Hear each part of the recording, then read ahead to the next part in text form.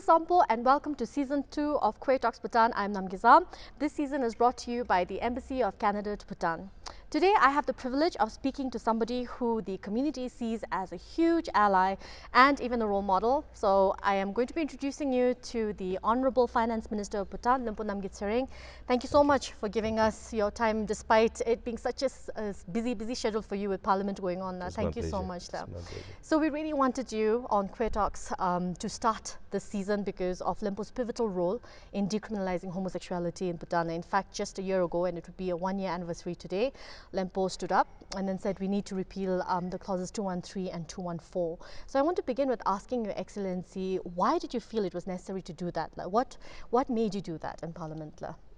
I think, first of all, I would like to thank Namgay and the entire team for giving me this opportunity, and indeed this is a surprise moment for me. And I think, yes, this actually reflects upon kind of a good work that we have done collectively in the Parliament, as well as the kind of the activists that we have representing the community members. So indeed this is a collective kind of an effort, and I would also like to take this opportunity to thank both the houses, the National Council and the National Assembly, led by Honorable Chairperson of the National Council and Honorable Speaker of the National Assembly for actually granting the opportunity for insertion of a new the amendment clause in the Penal Code of Bhutan. So this is something I would call it a very historic move, and I think as you have mentioned that people are relieved now because the clauses 213 and 214 from the Penal Code has been repealed.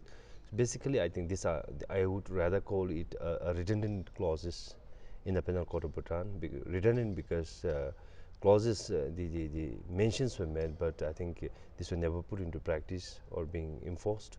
So basically, this is a public eyesore.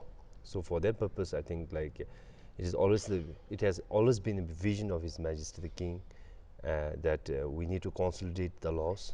There are a lot of the acts prevailing in the country passed by every parliament.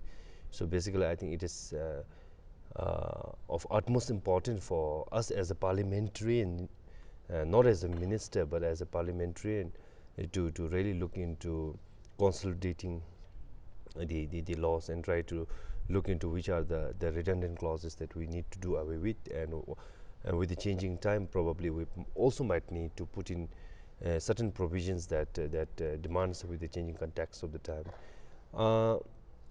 As you have asked, the main the reason why I have put up this issue in the parliament was mainly because based on my work experience, I have been working with the Department of Public Health before for almost 15 years, and I have been directly working with the community members while I was looking after communicable disease division, and there are a lot of issues with access to health care services. So basically, I think these kind of community members, though they are not being criminalized or not being downloaded, but I think there is kind of internalized the phobia that the community people develops mainly on account of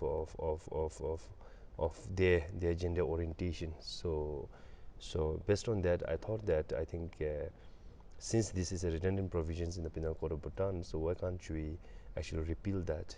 So this is the main reason why I put up in the parliament. Yes, Lyenpo, that's wonderful to know. Did you expect, though, that there would be so much excitement and attention from the community media, international media? I just want to make a disclaimer note here that I think when someone, a politician like us, when you actually get up and move such a kind of propaganda in the parliament, basically people might feel that it is for a political gain, or you want to make yourself more prominent among the mass. But this is not that kind of a thing, the intention that I had when I was proposing that, but I could really feel deep inside them because I've been working with the community for very long, and that's the main reason. So I think now, even if you look into our contacts, you see, as I've mentioned, that even though there is no societal kind of the open stigma kind of the, discrimination against the community people, but I think this is kind of an something that's developed in, inside, Internalized love. yeah, internalized, something that is being developed within the individual, so they cannot share with the people. And I'm also deeply concerned, being a public health practitioner, with the ever-rising trend of suicidal cases in the country. I'm also deeply concerned. Maybe this could be one causative factor. So this is kind of an underlining factor. I would call it not statistically proven, because I don't have any data to support that, but it's kind of a hypothetical belief that I had inside me to move this the repeal the initiatives in the parliament. That's simple. And the community is really, really thankful and delighted. Yeah. When I messaged him and I said, "Did you see what Finance Minister did in Parliament today?" So there was a lot of excitement about this. Do you feel that after you initiated that, like you were saying, you've been in the area of public health for so long, now do you feel an added responsibility, because the community looks up to you as an ally, and you're the most public ally they have, and the ally in the most powerful position also, if I may add. And do you feel there's an added responsibility you have to shoulder now because of that love? I think now the responsibility on me is more demanding compared to before, because I feel that as I repeal, I also need to shoulder kind of a responsibility where I have to caution the community members to balance whatever they do. Basically, it doesn't mean that once these kind of provisions are being repealed from the legal provisions, it doesn't mean that you can do whatever you like. But basically what I'm trying to say here is that I think we have multiple acts governing, guiding, making us more principled, and kind of helping us to show a unique identity as a Bhutanese. So basically I think we need to keep up with all this kind of provisions in the country. And at the same time, I don't mean to say that they have to follow certain set of rules, but what I'm trying to say here is that repealing doesn't mean that they have been locked up, or they have been confined, barred from doing something else openly, and now they are being set free. It doesn't mean that, because they have been free till now, and every one of us are same. So basically the underlying fact here is that one should understand that be it a community member or someone who doesn't belong to the community, it is like belonging to a third gender community is not by choice. It is by birth. So I think we cannot help out. Yes. So if you can feel that, so I think nothing goes wrong. So. Yes, that's simple. So what do you see then in the future as an ally and as somebody who's worked with the community for such a long time? What are the opportunities and challenges that you foresee? I can see that the equal level of opportunities as well as the challenges. Opportunities because we will have more productive citizens without being self-stigmatized, or without being hesitant to open up yourself and come forward for nation building initiatives. There's an opportunity. And on the challenges front, I see that as I mentioned, people should perceive that in the right direction, because repealing the provisions from Penal Code of Bhutan doesn't mean that this act has been very